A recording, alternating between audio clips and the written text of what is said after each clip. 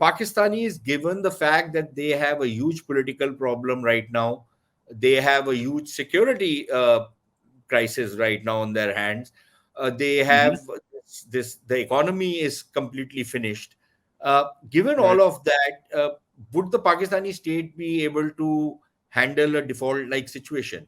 So I think many countries around the world wanted that, uh, at least Pakistan's friends, they wanted that, we should give some money provided the Pakistanis show some responsibility, which means Right. that they also step up to the plate. Now, the traditional Pakistani way of doing thing is take the money, blow it up, go back, and ask for more money.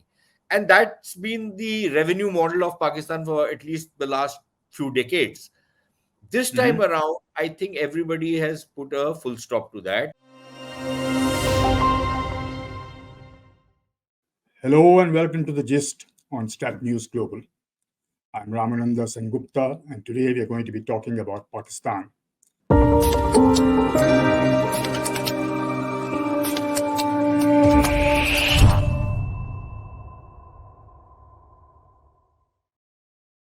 I can't think of a better person to discuss this with than our guest for today, Mr. Sushant Sareen, who's a senior fellow at the Observer Research Foundation. Thank you so much for joining us. I mean, I really appreciate you taking time out for us Thanks for today. having me on your show, Ram. It's not well. I mean, it's our pleasure. And let me just jump right into it. I've been noticing a sort of flurry of activity between the Americans and Pakistan over the last month, particularly. You had Secretary of State Blinken talking to Bilawal, their foreign minister, some time back for about more than an hour, I believe. Then on the same day, you had their CENTCOM chief talking to the Pakistani army chief, Mr. Munir, General Munir. Is there something to be read into this? Look, there is something happening, but I think a lot of the analysis is kind of a little overblown on what exactly might be transpiring between these two countries. Uh, to imagine that the United States would have completely lost all interest in a country like Pakistan, I think that's delusional. The US has interests. It'll keep those interests alive, and it will want to have some degree of engagement with the Pakistanis. Now, how deep that engagement is going to be, and what is going to be not just the depth but also the breadth of that relationship, I think it's going to be pretty restricted. It's probably Mm-hmm. going to be mostly around terrorism issues, some bit on the economy, and the implications of Pakistan's tanking economy on not just Pakistan's security but global security.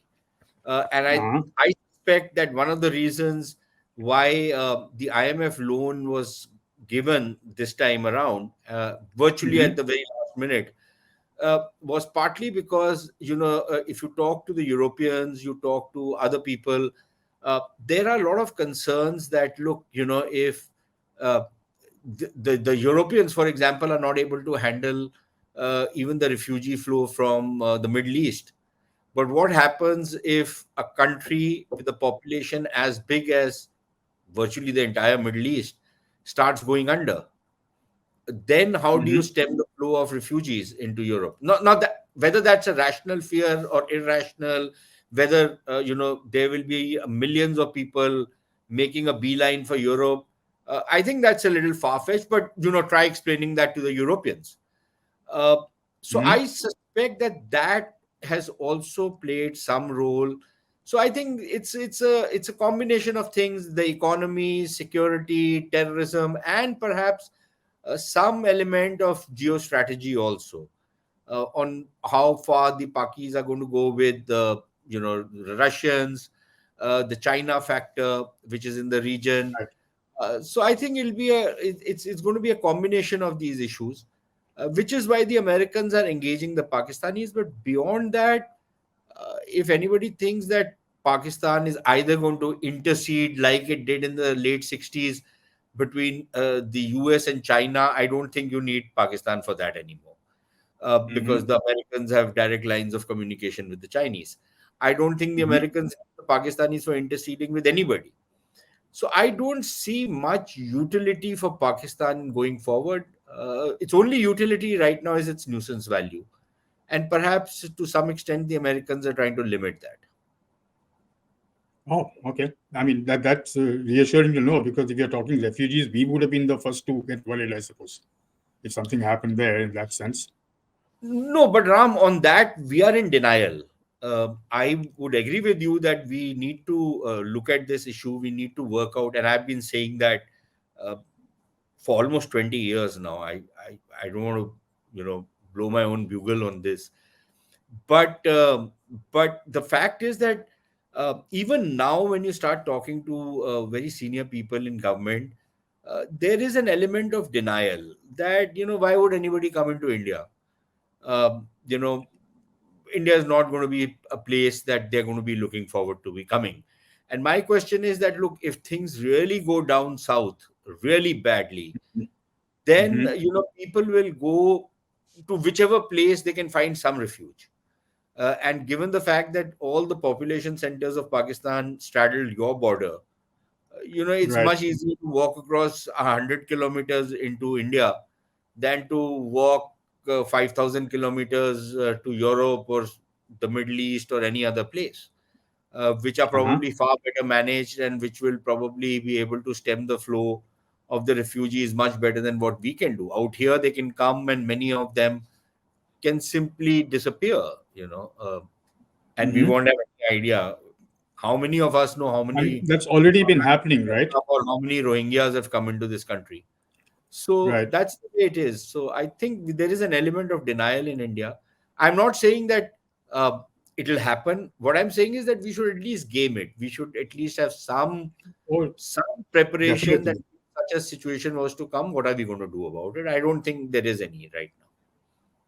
In fact, I've got a lot of friends there who keep saying that, how can we get in? Let us know. Can you help us come and, become Indians and all that going on there? So that is already happening. We were talking about the IMF. I know that the IMF gave them what, $9 billion or something over the next sorry, So nine months, $3 three billion three billion over dollars over the next 9 months. Now that's more than what was originally planned. Number one, and of course you've got the Chinese and the Saudis and all those people also giving them money. I don't think any of them are like gifts. I mean, I'm sure they'll want most of it back, but I don't think that will be enough for them to pay back the 24 billion that they owe at the end of the year. What happens then? No, you're absolutely right. See, much of this money is like, somebody being put on a ventilator and being given a few shots of steroids to keep the guy alive. Uh, Bottom line is that there are very, very deep structural problems in the Pakistan economy. Those are not being addressed. Uh, to Hmm. address those, you need a lot of fiscal space to be able to address those so that you can handle the political economy fallout of those reforms, because Uh-huh. that a lot of disruption, a lot of destruction, and that's easier said than done. We saw in the 90s, and we didn't have to go through too much really, but we saw the kind of resistance there was when reforms were brought in by Mr. Narasimha Rao and Of Dr. course. Manmohan Singh. Uh, but in Pakistan case, it will become even tougher. So the thing is that this aid which has gone in right now, this basically takes care of the immediate problem, which was that Pakistan was staring at defaulting on its sovereign Right. commitments. And if Hmm. that had happened, then the scale of the problem would have been manifold more than what it was in the case of Sri Lanka. The Lankans are smart. They went through that torturous phase, and now it seems that there are some signs that their economy is stabilizing. For the Pakistanis, given the fact that they have a huge political problem right now, they have a huge security crisis right now on their hands. They Hmm. have the economy is completely finished. Given Right. all of that, would the Pakistani state be able to handle a default like situation? So I think many countries around the world wanted that, uh, at least Pakistan's friends, They wanted that, we should give some money provided the Pakistanis show some responsibility, which means Right. that they also step up to the plate. Now, the traditional Pakistani way of doing thing is take the money, blow it up, go back, and ask for more money. And that's been the revenue model of Pakistan for at least the last few decades. This time Hmm. around, I think everybody has put a full stop to that. And all these countries have been saying that, look, uh, we will help you out. We will help you out some, not entirely, but provided you are back into an IMF program, which means a certain amount of fiscal responsibilities, a certain amount of monetary restrictions which are going to be put so that the economy starts stabilizing. Uh, but like you very correctly said, the Saudis have given them what, something like $2 or $3 billion. The Emiratis Yeah, have given none. Uh, the Chinese, I don't think, have given them any new money. All that they have done is rolled over the old debts. Uh, that's right. Nothing more than that. They've not pumped in any new money. Hmm. So, rolling over old debts is like, what we do when we, loan money to somebody. We say, yeah, theek hai, you give it to us after the next month. Don't give it this Right. month, give it next month, give it the month after. Doesn't matter. Because that money is already gone out of my kitty anyways. So I think the Chinese thing is like that. They haven't given any new money. The Saudis have, but even the Saudis have insisted that they go on to an IMF program. The Hmm. Saudis, Emiratis, and the Qataris are also eyeing certain assets in Pakistan, and they're saying that, why don't you sell off these assets, and uh, we can that way, you lower the burden of returning the money. So there is Right. a kind of a fear that there'll be a loot sale of Pakistani assets to many of these Hmm. countries. The airports, for example, are already being outsourced. The ports are being outsourced. The main Karachi port, Gwadar is a non-starter for now, but the main Right. Karachi port, I think almost 80-85% of it is probably going into the hands of the UAE. So I think Hmm. that kind of a thing is happening. But again, I don't think that's going to be enough to pull the Pakistanis out of the economic rut they are in. It's interesting that you mentioned the fact that they're selling off the sort of family heirlooms in a way, because I think their Prime Minister Shahbaz Sharif has already spoken about how they're giving away some 28 sort of programs to the same people that you mentioned, the UAE and the Saudi Arabia. But at the same time, the first thing that I saw them doing immediately after the loan was announced is to go and invest in a flag which has to be bigger than the Indian flag, and it costs a few hundred crores. So, I mean, I don't know how you're going Uh, to make them change that kind of a thing. no, you can't. You can't. And that is at the root of the problem, isn't it? For example, they've just approved, they already in a very, the fiscal hole is really terrible. Just, I think Hmm. yesterday, they raised fuel prices, which they should have, which is all right. But look, what many people forget is that just 2 or 3 weeks back, their finance minister was a complete idiot, Ishaq Dar. He'd actually Right. reduced the fuel prices, and was doing a lot of chest thumping and patting himself on the back that I've reduced fuel prices. Now, look at how the Modi government has acted. For the longest, even when fuel prices, have reduced internationally, they maintained the level because, Hmm. in economics, there is something called expectations. So the public Right. expectation is okay that now, for example, in Delhi, the fuel prices are around $98 or something to a liter. Right. That's now part of my calculation, right? If it comes down, Hmm. it's like a windfall for me.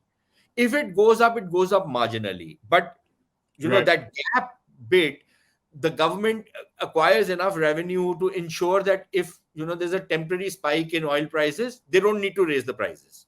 So they can maintain Got a it. degree of stability. The Pakistanis, Hmm. on the other hand, have done something completely different. So they reduce the prices and then they have to raise them again because of international prices. And that Right. kind of creates a big problem for them. So one is that now and they don't have the fiscal space to subsidize, or take that hit onto the government books and say, okay, fine, we have enough resources from which we will handle this rise in fuel prices. On the Mm-hmm. other hand, because they're going to go into election and they need to, woo all those legislators and everybody else, and there's a lot of political confabulations going on, a lot of jor tod, as we call it, going on. Uh, they have announced developmental schemes for parliamentarians, which will help them woo voters. Right. No, that is fiscal irresponsibility of the worst kind, which is Absolutely. understandable from a political angle, but from a purely Mm-hmm. economic angle, it is not. Now, Right. assuming that you did not spend this money, you used it to, provide some cushion to the people, you could have done Mm-hmm. that. But, if you have Ishaq Dar, a man who's like a good, accomplished chartered accountant, can only balance books and fudge figures, then you have what you have in Pakistan right now. So, a flag, for example, it's great vanity project, gets them nothing, Mm-hmm. spends a lot of money which could have been used much more effectively elsewhere. But that's Pakistan for you. The other thing that I was sort of, intrigued by is that when we spoke about, Shahbaz Sharif giving away these, not giving away, well, putting out these 28 projects to the Saudis and the thing, one of the things that he remarked at that time was that, if these things take off, they will probably get us more than the 28 billion that we are supposed to get from the Chinese, that CPEC. And at the same time, you had, their Hira Rabbani car. She was talking at some, TV interview where she said that, the American, or rather the Western attempt to, de-link from China is a big thing which is going to change the total world's, dynamics. But at the same time, we can't do that. Obviously, we are talking to them very aggressively and very sort of, kind of a thing. I'm wondering, is there some messaging going out to the Chinese? I'm not so sure. I think they're too deep in the hawk to the Chinese, number one, economically. Mm-hmm. Um, and secondly, I think in terms of political influence, and in terms of the Chinese involvement in the Pakistan military, China Mm-hmm. acquires today the place which the Americans did in the 60s, 70s, 80s, even the 90s. Right. Mm-hmm. Today, that same status which the Americans enjoyed at that point of time is the status which the Chinese enjoy today. Uh-huh. So think that the Pakistanis are, they can be pretty foolish, I don't deny that, and they will Mm-hmm. try and play this game of hedging their bets, some trying to balance out things between the Americans and the Chinese so that they don't get caught in between. Uh, Use the Americans to try and get something more out of the Chinese, use the Chinese to get something out of the Americans. Whether they are successful in it or not is a different matter. But I'm telling you, Right. the way the Pakistani mindset goes, right? They'll try Mm-hmm. all of that. But I don't think they are going to do anything to rile the Chinese very badly at this point in time, uh, or for the foreseeable future. I don't see that as a possibility. Mm-hmm. Baki, for the rest of it, Shabazz Sharif and all these guys, their these wet dreams which they have. Now, yesterday, another clownish minister started talking about. I was seeing a clip. He's talking about Apple, Microsoft, and I think Google. That these three companies are worth $6 trillion, and just the soil from which minerals will come out of Pakistan is worth $6 trillion. So Mm-hmm. that means Pakistan is the richest country in the world. The kind of Right. nonsense, the kind of snake oil they sell to their own people, the kind of bullshit they say, is the same Shabazz Sharif when I think it was 2010 or 2011. He announced that we Mm-hmm. found this huge reservoir of gold in a place called Chiniot, right? Right. And enough gold that we'll beat everybody hollow. Then somebody came up with this, that this is a 100-year-old study. There's nothing out there, right? So that whole, for a couple of days, people like Hamid Mir and the rest of this bunch, people who Mm-hmm. thought that cars can run on water, these kind of Yeah. clowns were really celebrating even at that time. Then you had Imran Khan saying that we've discovered oil, and maybe in a couple of days I'll announce this huge, massive oil discovery off the coast of Karachi, Mm-hmm. nothing out of it, right? So, they earlier there was Rico Dake, that Pakistan is like the Saudi Arabia of copper, and I don't know whatever else is there. Right. Nothing has Mm-hmm. really come out of it so far. When it comes out, we'll see. Abhi tak to kuch nahi aaya. There's nothing right now. So, Mm-hmm. so I think again they've got into this that we'll sell off this. Those investments will come in. Uh, the same kind of nonsense which they've spoken about CPEC will change the destiny of our country. All that it has done Mm-hmm. is it has indebted Pakistan even more to the Chinese. There is nothing that they have Wait. to show. There's nothing in terms of productivity. There's nothing in terms of industrial production. There's nothing in terms of anything really.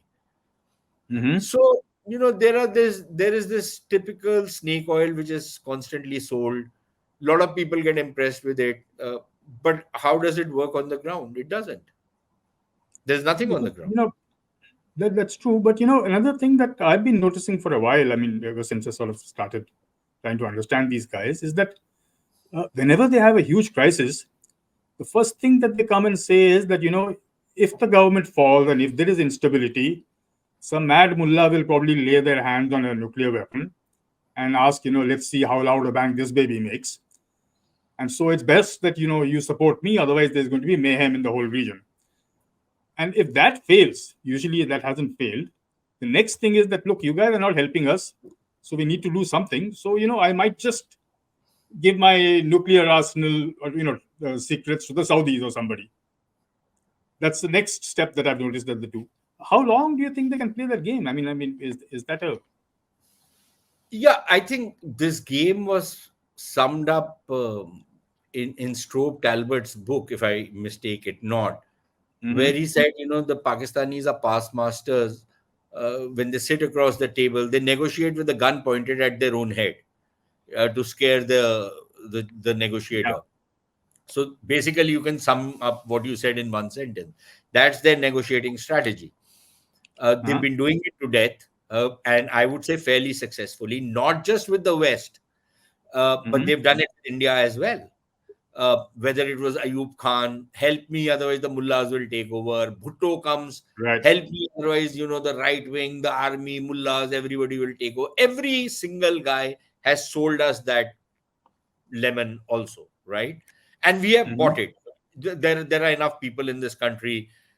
I don't want to name them, but I'm sure you realize who I'm talking about. Yeah, Enough I loonies know out who. here, loony liberals, as I call them, uh, who don't understand anything about the damn place. And these are guys who will just keep, spreading this nonsense that no, we must help Right. Pakistan, stuff like that. The Mm-hmm. same thing happens in the West.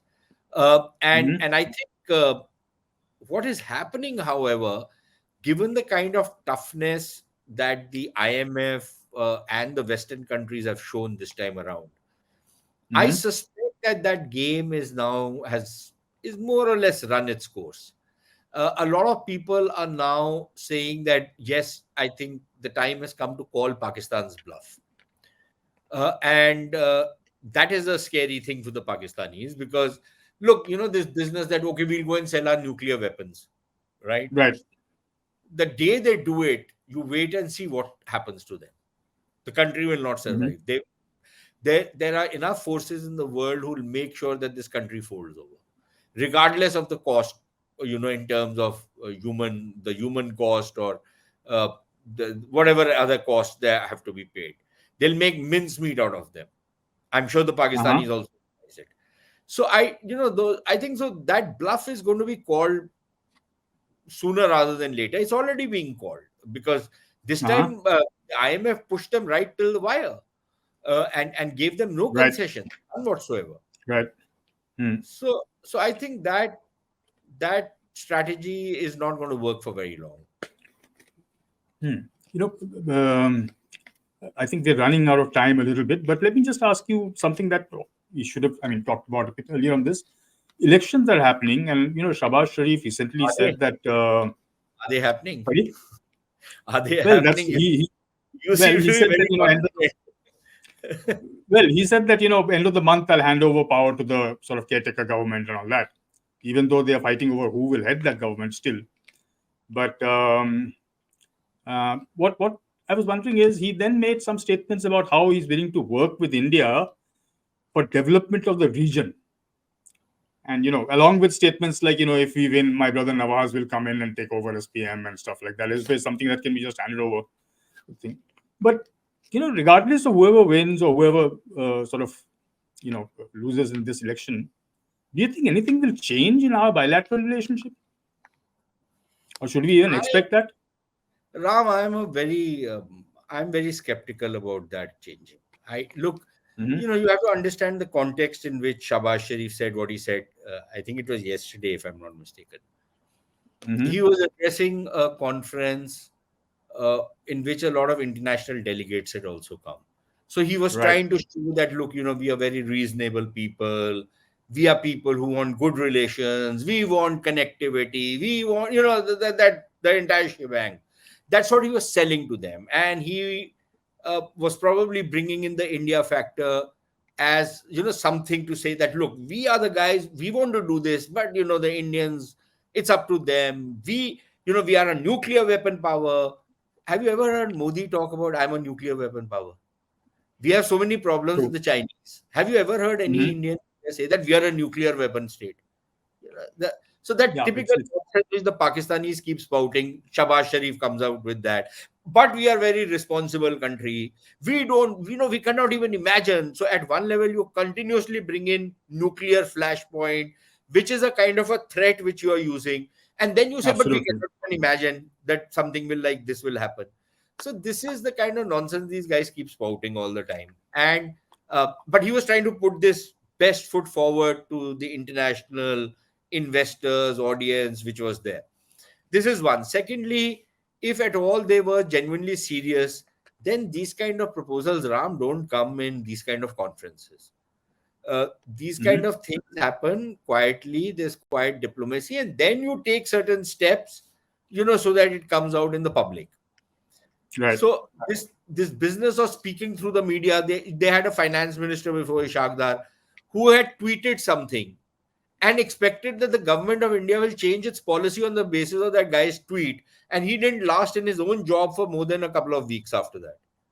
Right. So do you think the government of India will respond to this? But for example, I would be extremely surprised. Actually, maybe I should not be, because government of India also moves in mysterious ways. But I would be extremely surprised, if the government of India was going to respond to a proposal which comes, like this, which comes from a prime minister who's virtually on his way out. He's probably going to Right. be, from what we are hearing, by the 8th or the 9th of August, he's probably going Mm-hmm. to dissolve the assembly, is not going to be prime minister anymore. Now, whether elections Mm-hmm. will happen, not happen, when they will happen, there's a lot of uncertainty about that. Right. Ideally, they should happen not later than November. But now, Shahbaz Sharif yesterday has said something to the effect that, electoral roll should be on the basis of the new, uh, the what do you call the new census, so that Right. delimitation and all will take place, which means that elections will get delayed and they will probably not happen before March, April next year, because it'll Mm-hmm. take them a few months before they can get down to doing that. Uh, so, and if it is March, April, then who knows whether elections will actually happen also or not. So Right. there's a lot of uncertainty on that count. And since we are talking about Pakistan, there is no constitutional bar, as because constitution can be interpreted the way they want it to. So, Mm-hmm. so that's the way it is. So I don't think there's any government in India who will want to talk to them seriously now at this stage. Maybe a couple of months earlier, they could have still tried to put things, start putting things back on the rails. But at this stage, I have a little, I have a lot of doubts. They might be having some Mm-hmm. channels of communication with the army. Maybe, I don't Right. know, Mm-hmm. because that's the permanent establishment. But I don't think they're going to waste their time on Shahbaz Sharif or anybody else. Hmm. That's a bit of a somber note, but that's also, I mean, the truth as it was. I think we'll have to wrap it up now. I'm already getting the signals from our team that we are shooting over the limit. But I do have a few questions which I'll probably catch up with you next time, and I thank you for the coming at such short notice. So I hope you will come and join us again because I Certainly. think and Always a pleasure being with you guys. thank you. Yeah. That was Mr. Sushant Sareen talking to us about Pakistan in his own sort of inimitable style. I do hope you enjoyed the conversation. And if you have, don't forget to like, share the links below. And I look forward to seeing you all again the next time. Thank you very much.